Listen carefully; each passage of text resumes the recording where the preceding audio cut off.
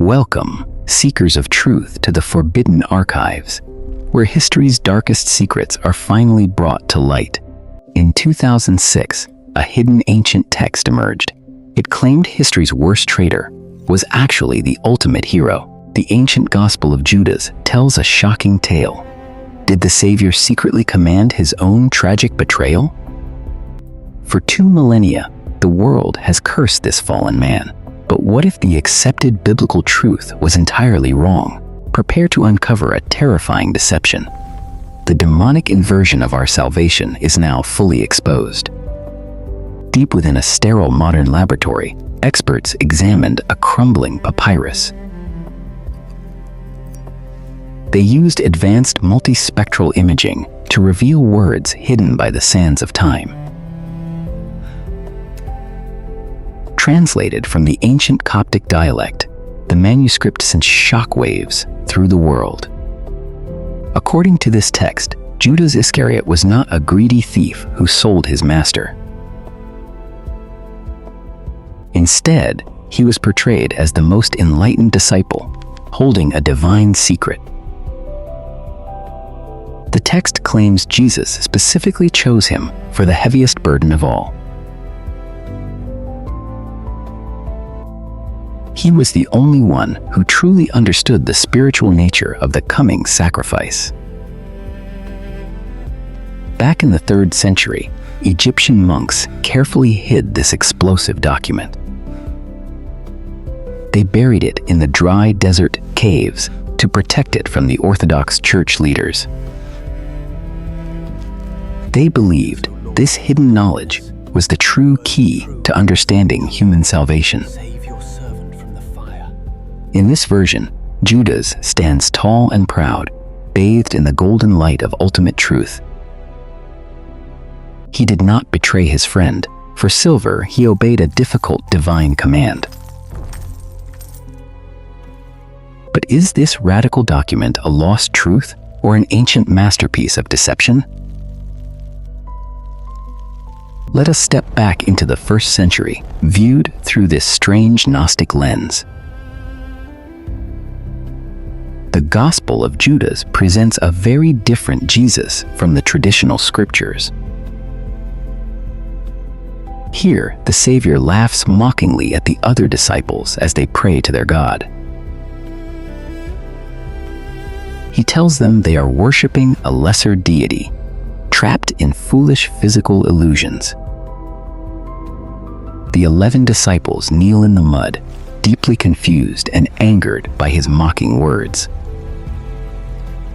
They cannot grasp the higher spiritual reality that their master is trying to reveal.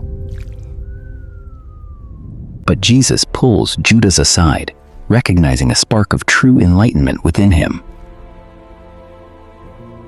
He whispers ancient cosmic secrets, explaining that the physical body is merely a prison. To the Gnostics, the material world was created by a flawed and evil lesser god.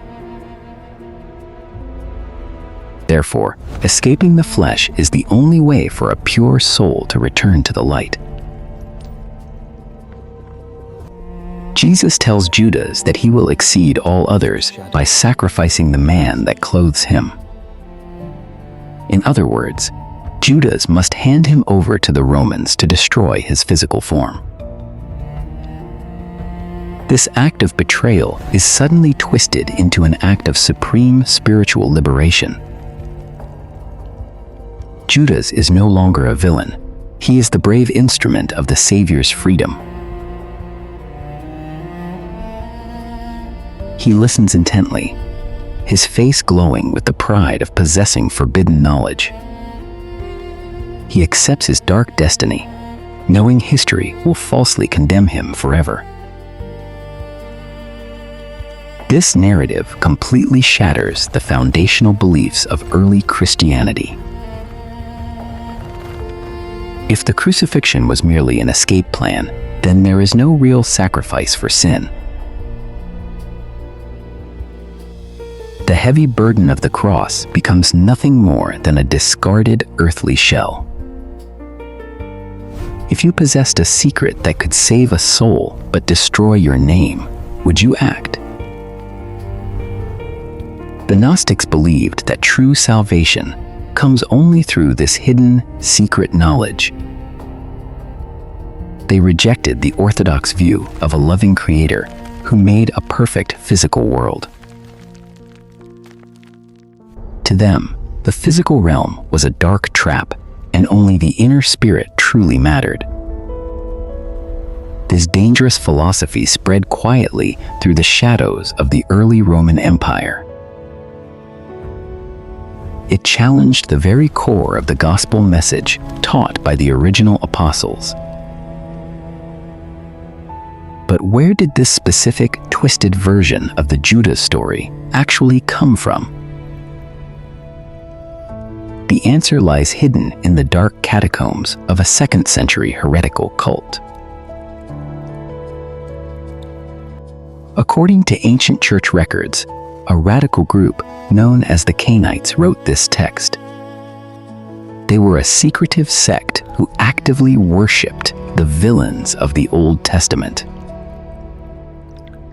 They praised Cain, the first murderer, and the wicked inhabitants of the fallen Sodom.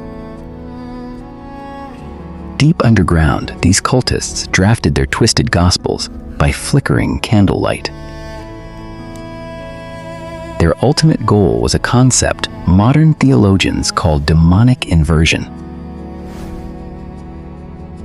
The strategy of darkness is rarely a direct denial of the accepted biblical events.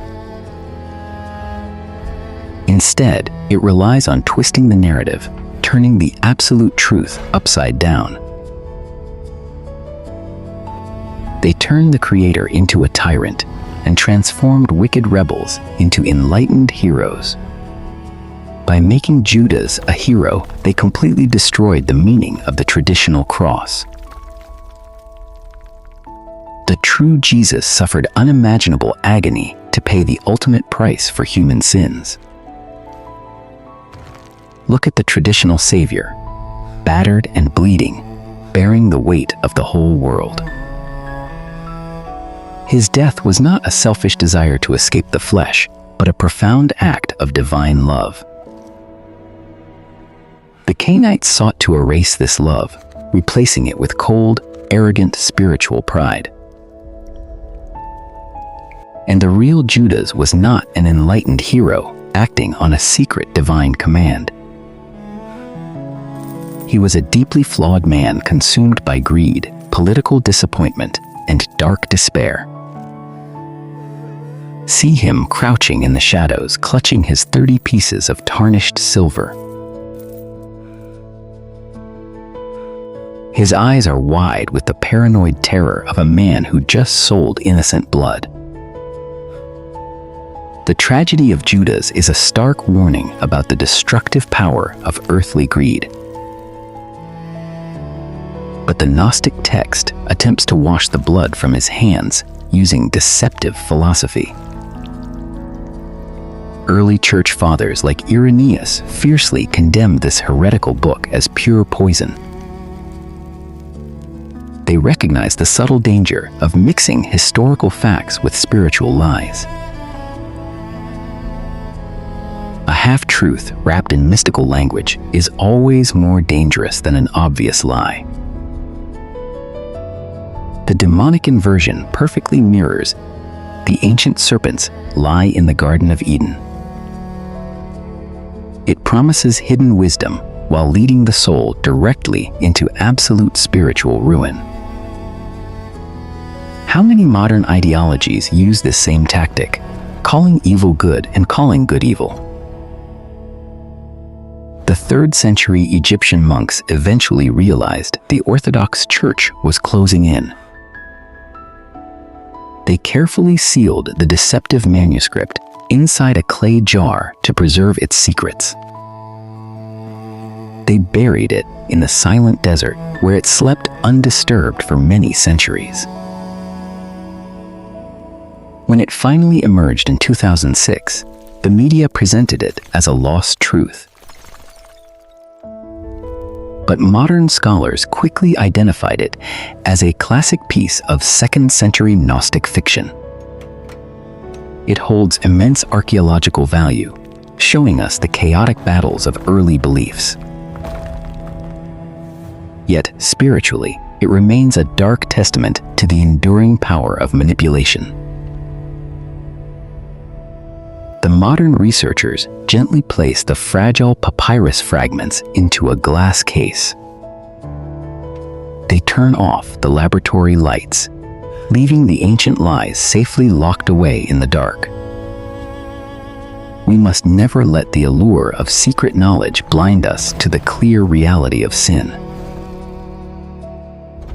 True salvation was forged through genuine suffering, not through a deceptive cosmic trick. The cross remains a symbol of selfless sacrifice, standing firm against all Gnostic myths. And Judas remains a tragic figure of betrayal, a harsh lesson in the dangers of the heart. History is filled with ancient texts that try to rewrite the fundamental laws of morality. But the true light always exposes the shadows, no matter how deeply they are buried. The forbidden archives hold many more secrets, waiting for those brave enough to look. We will continue to explore the dusty corners of history to separate fact from dark fiction. The Gospel of Judas is a real artifact, but its core message is a masterclass in spiritual deception. Was Judas a tragic victim of divine destiny or a willing participant in darkness? Tell us your thoughts below. If you seek the truth, subscribe and share. Next time, we uncover the military secrets of the Dead Sea Scrolls.